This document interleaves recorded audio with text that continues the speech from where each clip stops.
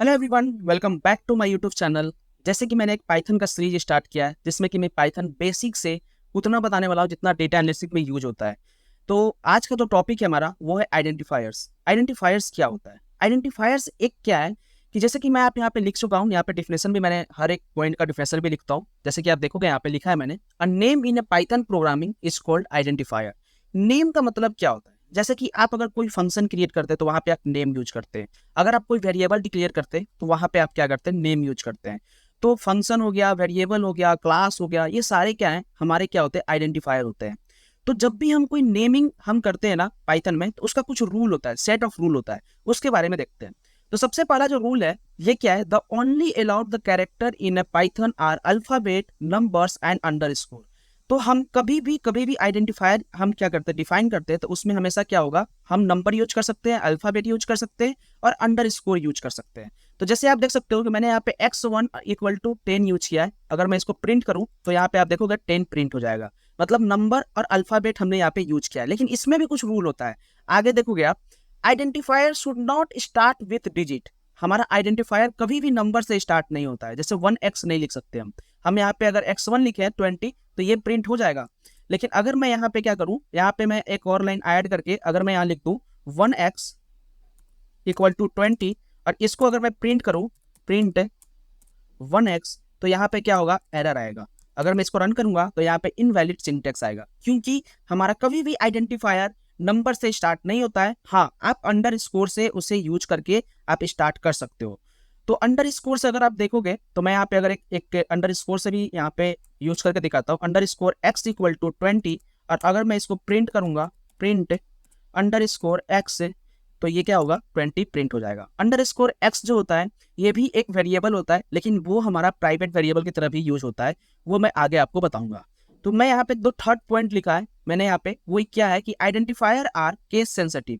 Identifier हमेशा case sensitive होता है। जैसे कि पाइथन ही हमारा केस सेंसिटिव है। अगर आप स्मॉल ए और कैपिटल ए लिखते हो तो वो दोनों का दोनों क्या होता है? डिफरेंट होता है। जैसे मैंने यहाँ पे एक्स जो स्मॉल एक्स है वो मैंने यहाँ पे 10 लिखा है और यहाँ पे कैपिटल एक्स को 12 लिखा है।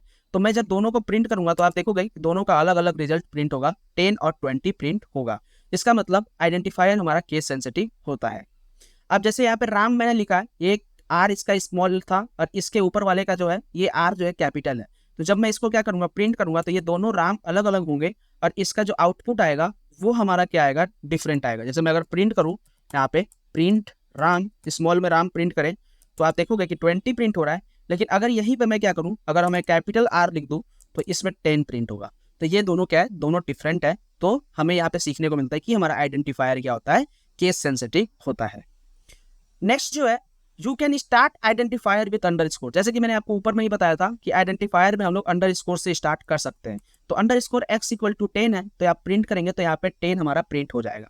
लेकिन हम अंडर स्कोर कभी भी बीच में भी यूज कर सकते हैं, जैसे राम अंडर स्कोर श्याम। तो ये भी हमारा क्या होगा? आइडेंटिफायर होगा और इसमें भी कोई इशू नहीं होगा। और आप देखोगे यहाँ पे 25 हमारा यहाँ पे प्रिंट हो गया है।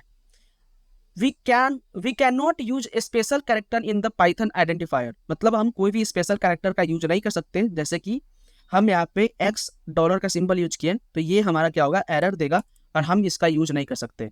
तो आप कभी भी अंडर स्कोर के अलावा अगर आप कोई भी हाइफन यूज कर रहे हो या फिर एट द रेट यूज कर रहे हो तो आप यूज नहीं कर सकते।